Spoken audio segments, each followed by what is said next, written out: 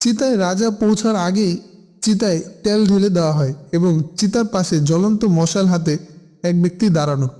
আরো কজন লোক কোনো মরদেহ সৎকারে অপেক্ষা করছে।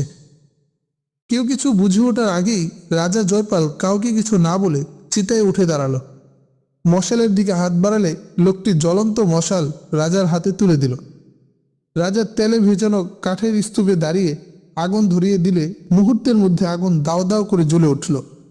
জয়পালের ছেলে দৌড়ে রাজাকে চিতা থেকে নামানোর জন্য এগিয়ে গেল, কিন্তু ততক্ষণে আগুনের লেলিহান শিখা গ্রাস করে ফেলেছে রাজাকে। প্রজ্বলিত আগুনের পাশে যাওয়া সম্ভব হলো না আনন্দপালের। কোনো ঐতিহাসিকের বর্ণনা পাওয়া যায়, জ্বলন্ত চিতায় আত্মহুতি দেওয়ার আগে রাজা ছেলে আনন্দপালকে নির্দেশ দিয়েছিল সে যাতে মুসলমানদের বিরুদ্ধে কখনো যুদ্ধ প্রস্তুতি না করে এবং সুলতান মাহমুদকে চুক্তির শর্ত